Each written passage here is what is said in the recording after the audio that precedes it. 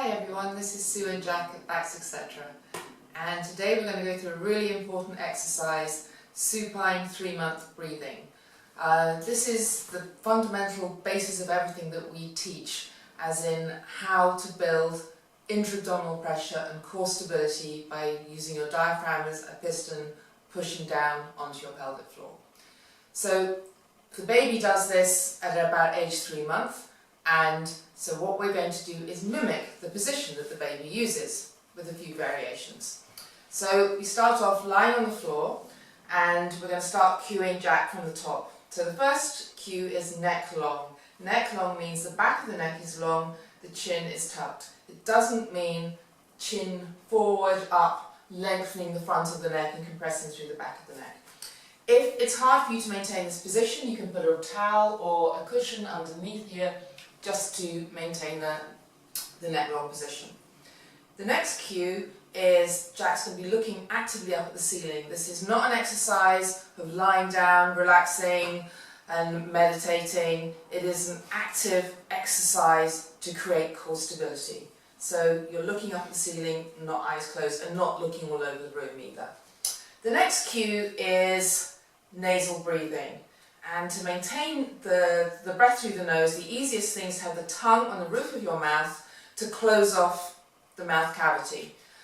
If this is not a natural position for you, and your tongue kind of sort of is more slack in your mouth, you can try either just creating a sort of silly grin, then swallow, and where your tongue goes gives you the right position.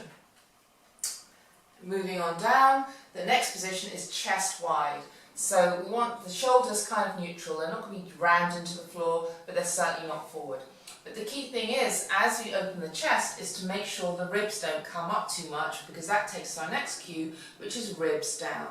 And Jack is going to try and keep his ribs down, but at the same time he wants to keep his pelvis and back in neutral. So that's kind of a Goldilocks position. It's not flattened into the floor and it's not arched too much, which is one reason why we don't have the legs down, because if you've got the legs down, for some people they'll end up arching their back too much. But we need to be slightly off the surface, the floor, so I can get my fingers underneath and it's not flattened into the floor. So it's maintaining that position.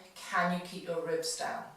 So the beginner position is just like this, and from here Jack is going to breathe using his diaphragm, pushing down to create this cylinder of pressure. And the cylinder of pressure should be even. That is, we want the same expansion coming forward and laterally on both sides. And maintaining that slight bend, that slight curve in the spine. That stays still.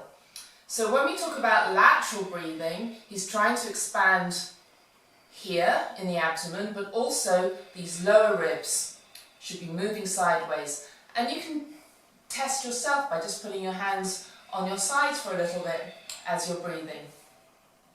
The other key thing is, though, that the breath is not coming from the upper chest, the neck, and just sort of the shoulders breathing up. There will be a little bit of movement here, but it's kind of as a result of the breath here. It sort of fills up through into the lungs as opposed to be driven from here. For some of you that have trouble with this, a good position to put your hands in is on the upper chest and on the abdomen, to make sure you're breathing down here more than up here. As well as just coming into the abdomen, another key point to get is that you need to breathe right down to your hip creases to get the internal stability for your pelvis. So you need to breathe right down to where my thumbs are now. So if this again is a trouble for you, you can put both hands down here and just check that they are moving and that they are moving equally. So when this is working nicely, it is just this nice cylinder down here, nice and relaxed up in the neck and upper chest and shoulders, but very, very active down here. If you can do this well in this position, we're then going to move you on to lifting your legs up. So Jack is bringing his knees up above his hips, and he's going to externally, make sure they're externally rotated, so it's not in this kind of inline position here.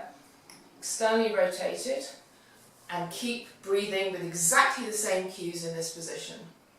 If this gets too hard, or you get a sort of pinching in your hips, you can either come back to where we were before, or if you have something to support, like my arm here, you can relax your legs in this position. But the aim is to maintain this position, and just to reiterate, the curve stays in the spine does not flatten into the floor. The final bit you can add to this is the arms. So Jack is lifting his arms up like he's holding a beach ball, and again he's maintaining his shoulders in neutral. He's not going to be lifting them too far to the ceiling, just this position here. And so once you can maintain this, the idea is to maintain this for maybe 5, even 10 minutes, and this is really going to help you build core stability. So I think that's a good description. Why don't you guys give it a go?